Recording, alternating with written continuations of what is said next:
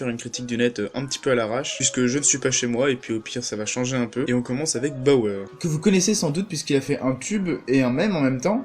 C'est donc Harlem Shake, son tube. Donc ça a fait un peu exploser le trap, on peut presque dire que ça a popularisé le trap en EDM. Mais c'est pas tout ce qu'il a fait, hein. Il a fait 1 ou 2 IP en même temps. Il a fait une musique avec Alunia George et Ray Semmert qui était vraiment très bien. Ces 2 IP sont bien. Et ça fait déjà très longtemps qu'il annonce qu'il va faire un album. Et donc le voici, il s'appelle AA. Donc vous pouvez être à peu près sûr que cet album sera tout en haut de votre liste d'albums par ordre alphabétique. Et donc voilà, obviously ça va être un album d'EDM. Je ne vais pas rappeler ce que c'est l'EDM et l'IDM, puisque si vous avez vu ma vidéo sur le speedcore, je l'explique. Mais en gros, c'est l'électro dans son sens courant, celui qu'on entend le plus à la radio, etc. Ça correspond pas à un genre de musique, c'est un style. C'est un album qui a une construction particulière. Tout d'abord, bon, il a 13 pistes, mais ne fait que 34 minutes, je crois, ou 32 minutes. Enfin bref, vraiment pas beaucoup, donc c'est un album qui est très court. C'est vraiment pas courant en électro de faire un album aussi court. Mais pour de l'EDM, à la limite, on pouvait s'attendre à un truc 40-50 minutes. Mais non, là, on est à 32 minutes, donc c'est vraiment très court. Mais c'est pas tout en plus, donc sur ces 13 pistes, vous vous dites que la moyenne est très courte, et vous avez raison. Puisqu'il y a 4 musiques de transition, donc il y a une intro, une outro et 2 musiques de transition. Donc au final on se retrouve avec seulement 9 musiques qui sont elles-mêmes sur des durées assez courtes, c'est-à-dire autour de 3 minutes. Et aucune musique n'atteint 4 minutes. Et c'est pas tout, on peut aussi noter des choix assez étranges, comme par exemple le fait que les 2 dernières musiques soient des musiques de transition. La dernière musique, qui porte le nom de l'album, c'est-à-dire AA, est un petit peu délirante. En fait c'est une musique de trap assez classique mais plus courte et qui termine sur des bruits un peu ambiants. Et avant la piste 12, c'est la reprise de l'intro en fait, donc ce qui aurait pu être l'outro finalement. Donc c'est encore un choix assez étrange, et je pense que pour le coup, Bauer aurait dû inverser les 2 dernières musiques. C'est la seule erreur que je pourrais vraiment donner sur la construction de l'album. Donc voilà, donc ça c'est pour la construction, donc c'est un peu audacieux. Est-ce que c'est réussi ? Je pense que globalement oui. Je pense que globalement c'est bien fait parce que dans la construction de l'album en plus ce n'est pas tout. Entre les pistes, il y a des très bonnes transitions qui sont faites pour donner un espèce de côté assez urbain, puisqu'on entend des espèces de bruits de foule, etc. C'est assez classique, c'est pas pompeux, ça prend pas sur la musique. En bref, c'est bien fait. Donc il n'y a aucun problème.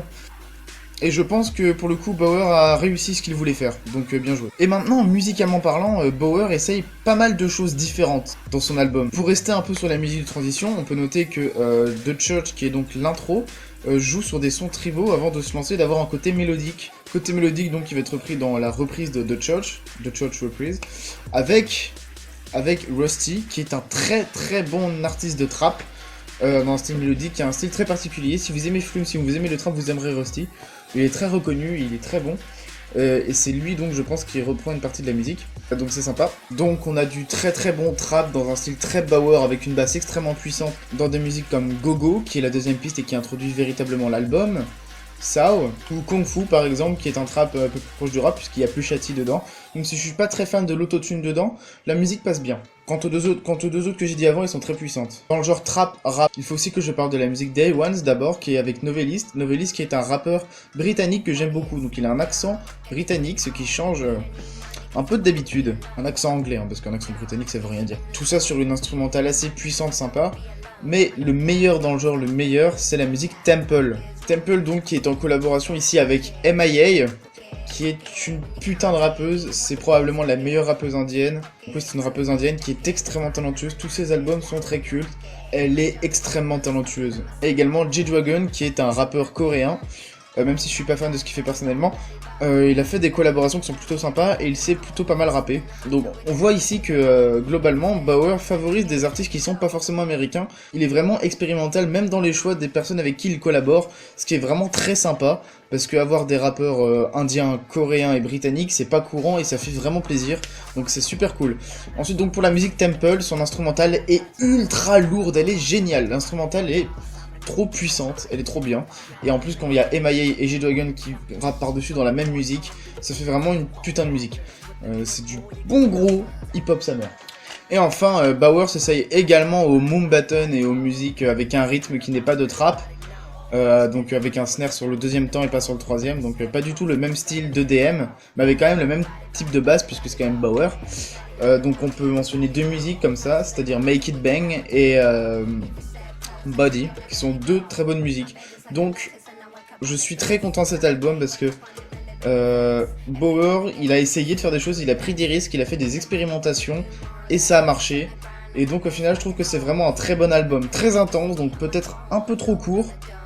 Peut-être qu'il pouvait se permettre d'aller encore plus loin et de faire un album plus long, mais visiblement il a voulu faire un album intense. Donc encore une fois, qu'est-ce que je pourrais dire comme défaut? Les deux dernières musiques qui sont pour moi inversées.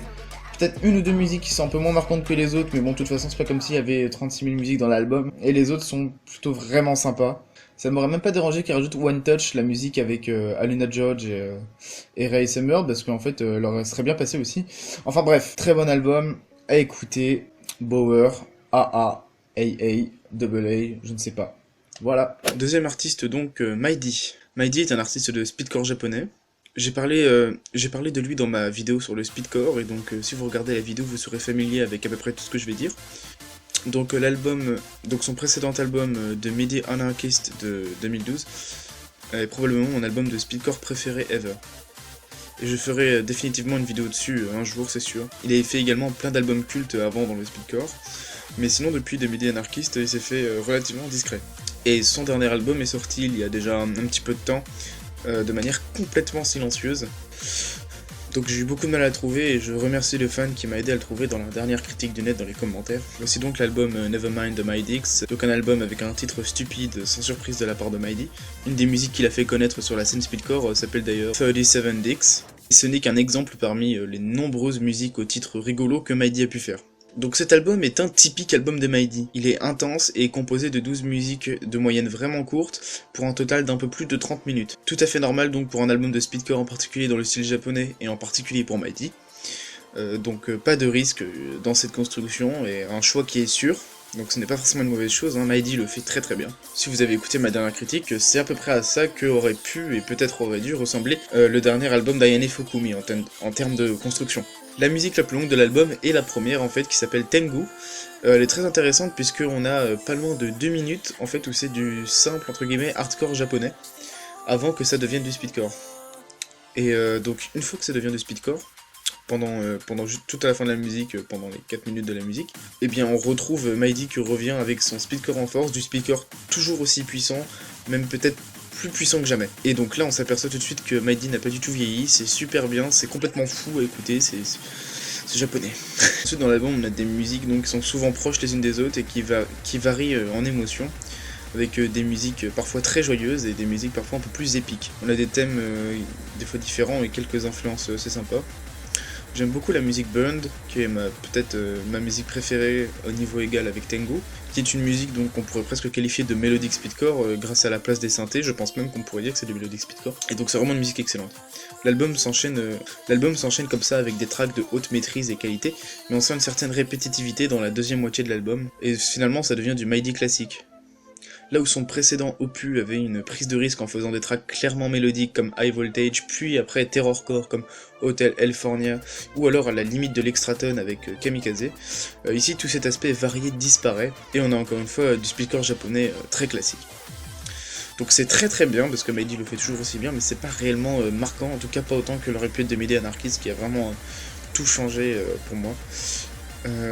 On prendra plus plaisir en fait à écouter certaines tracks seules plutôt que l'album du début à la fin, qui sont excellentes, donc comme j'ai dit Burned, Tengu, alors que l'album entier lui du coup est plus une version un petit peu fade de Midi Anarchist. C'est un peu triste de dire ça, donc je suis donc un peu déçu d'avoir attendu 3 ans pour un album qui est pas excessivement bon. Alors ça reste un album qui est vraiment très bien et que je conseille si vous aimez le speedcore, mais de la part d'un des artistes les plus connus du genre, c'est vrai qu'on reste quand même un peu sur sa fin.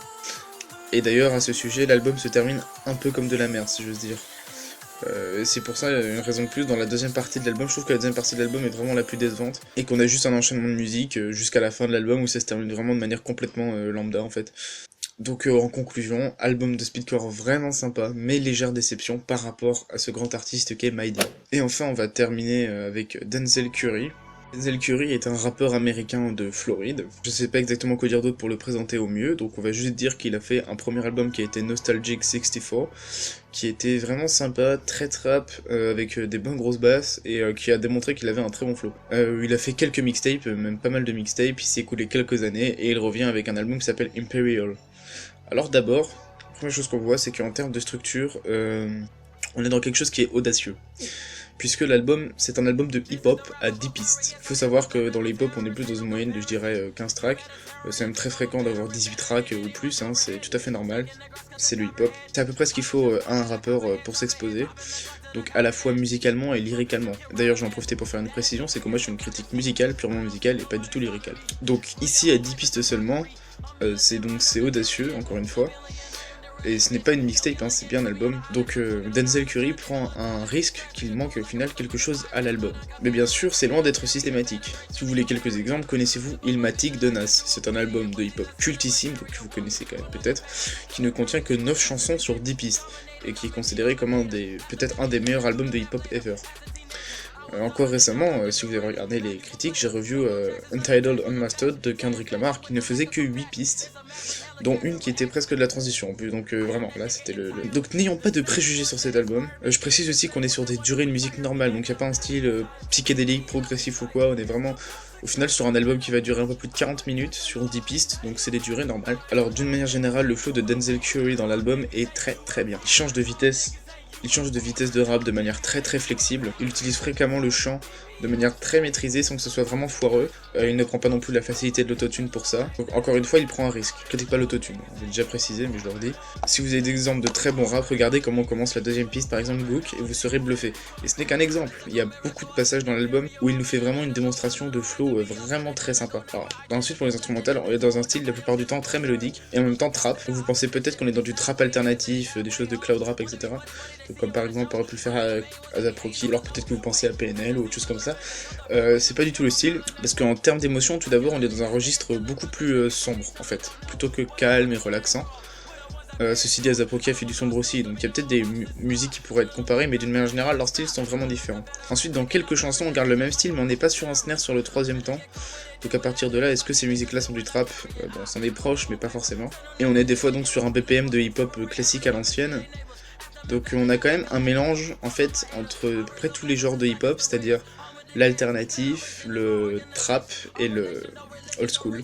Donc ces instrumentales là, sans être extraordinaires, sont quand même assez bien pour donner un style unique à l'album, surtout si on le combine au flow de Denzel Curry qui est lui aussi unique. Donc toutes les 10 tracks sont vraiment sympas, heureusement puisqu'il n'y en a que 10, et on n'a aucune musique poubelle entre guillemets. Donc je vais parler de ce qui sont selon moi les 2 meilleures pistes de loin. Donc la dernière déjà qui est un peu différente de ce que je vous ai dit jusqu'à présent, puisqu'elle est très old school. L'instru possède une fantastique ligne de basse qui est très blues, et la batterie a une cloche de vache à tous les temps, qui rend l'instru si particulière. Sans compter la guitare en fond qui est très agréable, ajoutée au chant super maîtrisé de la musique. Donc vous obtenez donc au total une formidable musique de conclusion de l'album en la pièce de Tomorrow's Not Here. Mais la track que je n'arrête pas d'écouter en ce moment dans le hip-hop, c'est Yo LT. Dans cette musique, tout est énorme. C'est le mieux de ce dont je vous ai parlé jusqu'à présent. Vous aurez donc une instrumentale très mélodique et puissante en même temps, absolument énorme. Un flow très bon et un refrain que vous allez chanter en boucle, en sautant partout, en rythme. ULT est une putain de bonne track. Écoutez-la. Voilà sur l'album en général, maintenant vous l'aurez compris, c'est une très bonne surprise de hip-hop. Album à écouter. Et on se retrouve la prochaine fois, donc pour une prochaine critique ou pour une autre vidéo, puisque j'essaye plusieurs choses différentes en ce moment. Je vous fais des bisous, à bientôt, vous pouvez toujours aimer la page Facebook, etc. Salut!